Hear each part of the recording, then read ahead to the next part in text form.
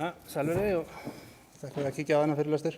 Við erum að gera þetta í fyrsta skipti og það er svona kannski gefið mér smá tækifæri ef ég að ströggla.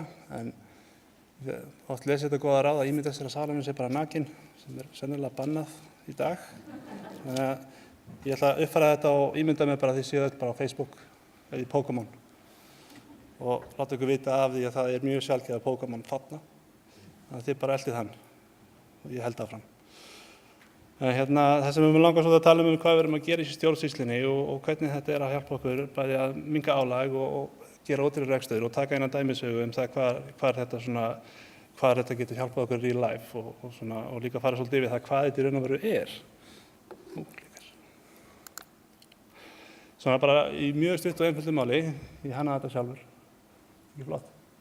Þá er atburðarlagið í raun og veru eitthvað sem að kerfin hafa öll aðgengi að en yfirleitt í gegnum svona þjónustulag sem ég vil kalla núna ESB fyrir svona þennan fyrirlestur og þessi ESB stendur fyrir Enterprise Service Layer sem er eitthvað sem tengir raun og veru öll kerfi saman fyrir hugbúnaðarfyrirtæki eða hvað það kann að vera með alls konar adapterum og þess háttar og sér til þess að þau geti öll tekið gögn og það breytt þeim og þannig að þau virki fyrir annað kerfi.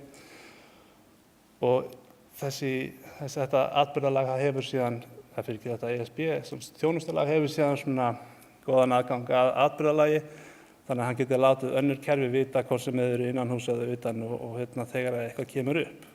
Og það þarf ekki að vera neitt sérstakt eða alvarlegt, það er bara að kom inn nýtt gengi eða kom inn einhver atburður sem getur þurft að hafa einhver svona viðbrögð við og það er bara rétt aðeins að sýna hvernig atburðarlagið lítur út hjá til dæmis eins og software AG í webmethodahlutunum sem við erum að nota.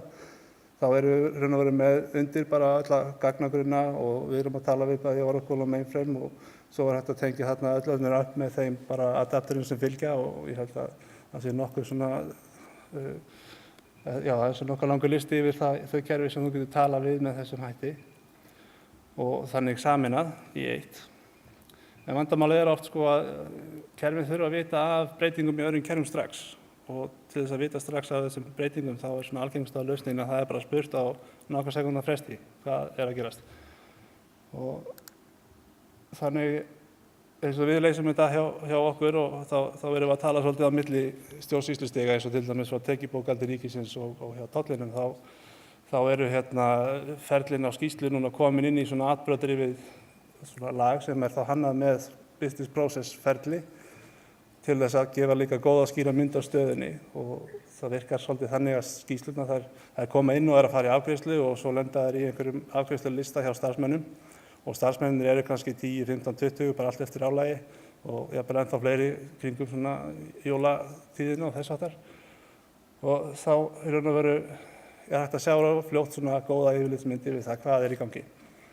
Það sem við horfa á þessari myndir í raun og veru eins og verkefnalisti þar sem að það þarf að senda inn einhverja aukaskjöl varðandi innflutningsskýrslu hjá tollinum.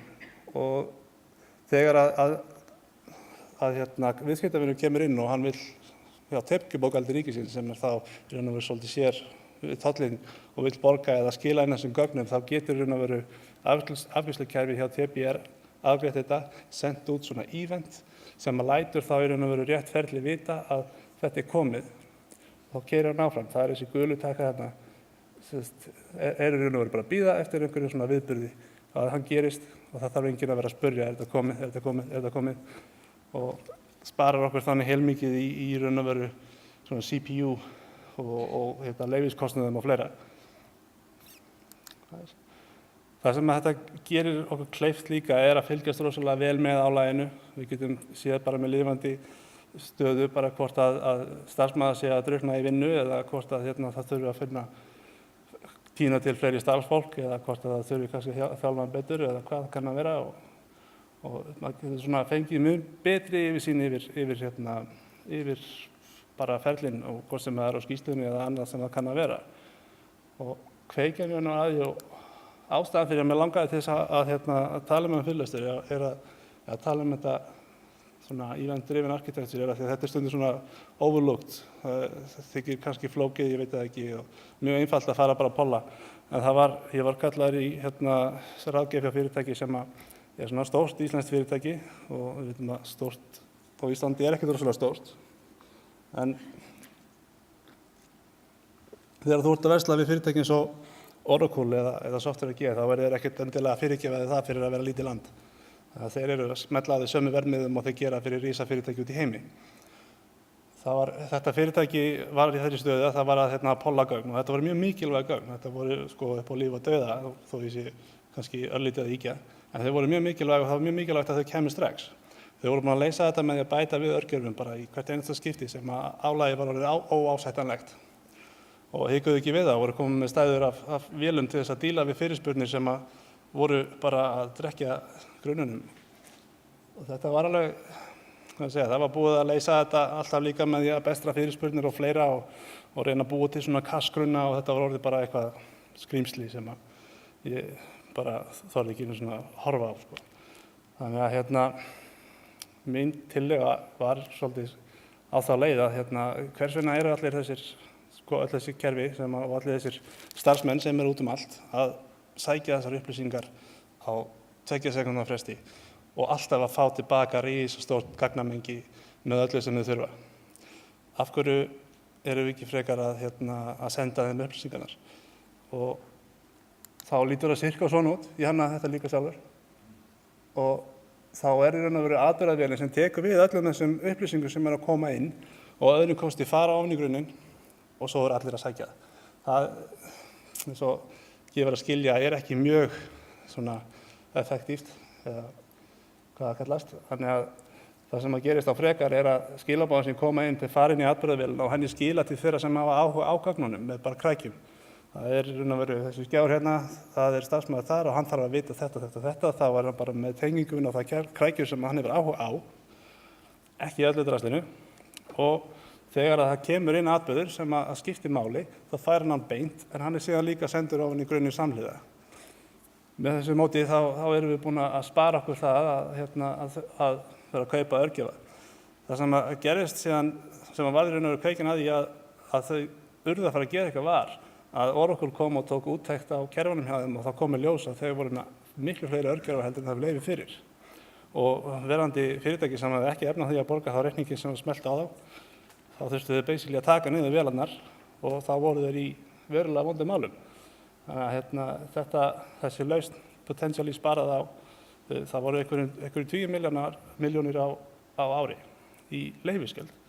Eitt og sér, fyrir utan það að vera bara virkilega flott lausn sem að gefa þér lifandi mynd og lifandi upplýsingar og þar framast í götunum og það er til alveg gríðarlega mikið af flottum tólum líka til þess að bæði greina fortíðina og jafnvel framtíðina. Þannig að með lifandi hætti og taka við lifandi upplýsingum þá er hægt að greina hluti eins og kannski er að koma bilun. Það er að koma óveður, hvað þýðir það? Það er svolítið hættulegt að þið verðum með kjarnaofn og þá getum við brugðist við með því að keyra eitthvað, víta okkur að taka og forðast þannig í raun og veru að lenda í vandræðum. En ekki bara það, þá er líka greiningatólin komið með ansi flott svona AI til þess að fyrirbyggja vandamál. Og þetta hjálpar mjög mikið við það. Það er eitt viðbóð sem ég langaði að tala sá einhver í morgun, þá var Tækniborg í Reykjavík, skemmtilega fyrirlestur. Þeir eru að tala svolítið svona að vera að opna fyrir ABA til að mynda, þar sem að þau ætla að vera með aðgengi fyrir kerfi að þeirra lifandi upplýsingum. Og mér finnst þetta rosalega flott og skemmtilega hugmynd, en ég var til að heyri þeim að spjalla við það og tala það hvort að það sé ekki þá hægt að horfa á það svona, að upplýsingarna sem að ég hef áhuga á, þær fæ ég sendar frekar heldur en ég sé alltaf að spyrja hvernig er veðrið eða hvar er næsti sikkar. Það er bara, ég fæ það til mín. Þið fáið síðan exclusively að vita það að við erum með bjór í boði frá Advania, okkar bás. Ég verð þar og ég get tekið við spurningum og opnað fyrir eitthvað kaldan og við spjöllum saman. En þá er það ekki mikið lengra hjá mér í dag og ég bara þakka kærlega fyrir mig.